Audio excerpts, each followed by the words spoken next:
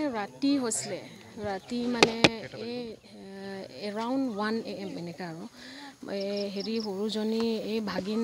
দুটাটো exam চলি আছে তেখেত পঢ়ি আছে সেইকাৰণে এৰাউণ্ড 12:30 আৰু এক্সাম হ'লেওতো মানে এনেও দেৰিকৈ শুব পঢ়িব লাগে তেওঁলোকে মানে 12:30 হৈ আছে তেতিয়া 12:30 হৈছে এইটো বেক চাইড বেৰটো যেতিয়া মানে পুতিছে আৰু মাটি পুতি মানে আহি গ'ল ভিতৰত তাৰপিছত এই যোনটো মানে ডিচিজ বডি সেইজনীটো মানে কি হ'ল এই কোনোবা আহিছে নেকি বুলি এনেকৈ দেখা পাইছে আৰু তাৰ অবভিয়াছলি দেখা পাব বাহিৰৰ যোনটো লাইট আছে এইবিলাকটো জ্বলি আছে শ্বেডোটো দেখা পায় তাৰপিছত দেখা পাই কিনে সিহঁতক মাতিছে তো সিহঁতে মানে লাইটটো অন কৰিছে তাৰপিছত বোলে দুজন আছে ওৱান ৱাজ আউটছাইড যোনটো আউটছাইড ৰখি আছে মানে বাহিৰতে আৰু ওৱান যোনটো সোমাইছে সি মানে গান ধৰি ডাইৰেক্টলি মানে শ্বুট কৰি পলাই গ'ল হুকুৰি টিচুপি তাই একো নকৰে মানে ভণ্টিহঁতৰ লগতে থাকে মানে ভাত চাত বনোৱা কাপোৰ চাপোৰ ধুই দিয়ে মানে ঘৰৰ কামখিনি চাই আৰু তাইৰ ষ্টুডেণ্টো নহয় এৰা বহুত মানে বছৰ হৈ গ'ল আৰু মেট্ৰিক পাছ কৰি সি এৰি দিলে কিয়নো মাটো ঢুকালে মা ঢুকাৰ পাছত কোনোও নাই ছাপৰ্ট দিবলৈ সেইকাৰণে সি এৰি দিলে ভণ্টিহঁতক পৰ বুলি সি মানে ছাপৰ্ট দি আছে এই ঘৰৰ কামখিনি আৰু যিমান পাৰে চ' মানে আচৰিত কথাটো হ'ল যে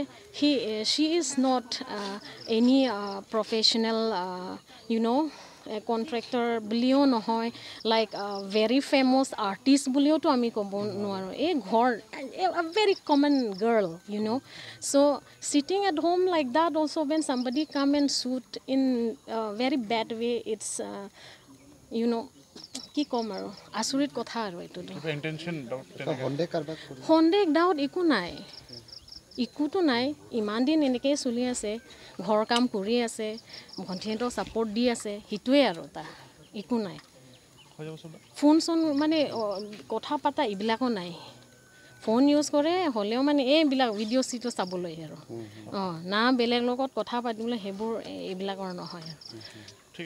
অ'কে যোৱা ৰাতি আমি এটা ইনফৰমেশ্যন পাওঁ ৰাতি প্ৰায় 2টামান বজাত যে তেনেকুৱা এটা ঘটনা ঘটিছে এটা বুলেট ইঞ্জুৰি হৈছে তো লগে লগে আমি OC আমাৰ SP ছাৰ আমি সকলো আহি ইয়াত উপস্থিত হওঁ তো আমি ইয়াত আহি দেখা পাওঁ যে যি ভিক্টিমগৰাকী আছে তেখেত মজিয়াত পৰি আছে আৰু লগতে এটা আমি বুলেটৰ এটা খালী কেছ আমি ইয়াতে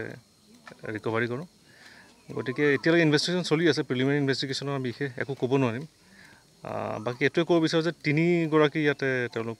ছিষ্টাৰ আছিল তেওঁলোক একেলগে ইয়াতে কলেজত পঢ়ি আছিল আৰু তেওঁলোকেই থাকে ইয়াতে তাৰপিছত ৰাতি হয়তো তেনেকুৱা ধৰণৰ কিবা ঘটনা ঘটিলে কিন্তু ইনভেষ্টিগেশ্যনটো এতিয়া চলি আছে গতিকে প্ৰিলিমিনাৰী ষ্টেজত আমি বিশেষ ইয়াতকৈ বেছি ক'ব নোৱাৰোঁ সেইখিনি তেখেতৰ নামটো আছিল হুকুৰি টিচপি 23 বছৰ বয়স তেখেতৰ আৰু ঘৰটোত কিবা মাটি খান্দি তেনেকৈ কোনোবা দূৰৱৰ্তী হয় আমি এটা পাইছোঁ এটা মাটি খান্দি সোমোৱাৰ এটা আমি দেখা পাইছোঁ কিন্তু এইখিনি এটা ইনভেষ্টিগেশ্যনৰ এটা ষ্টেজত আছে গতিকে সেইখিনিয়ে ক'ব পাৰিম কেইজনমান মানুহ আহিছে বুলি নাই সন্দেহত এতিয়া আমি ক'ব নোৱাৰিম চলি আছে এজন বা দুজন মানুহটো এটলিষ্ট আহিছে সেইটো গম পাইছোঁ মানে কিহৰ কাৰণে ঘটনাটো ঘটিব পাৰিলে নাই সেইখিনি প্ৰিলিমিনাৰী ষ্টেজত আছে আমি এতিয়া ক'ব নোৱাৰিম সেইখিনি ইনভেষ্টিগেশ্যন চলি আছে আৰু পৰিয়ালবৰ্গৰ পৰা একো কোৱা নাই নি ছাৰ নাই পৰিয়ালবৰ্গৰ এতিয়া তেখেতৰ দেউতাক আহি পাইছে গতিকে সেইখিনি আমি ষ্টেটমেণ্ট লৈ আছোঁ পিছত কিবা গম পালে আমি জনাম এইখিনি আমাৰ 12 নম্বৰ ৱাৰ্ড হয়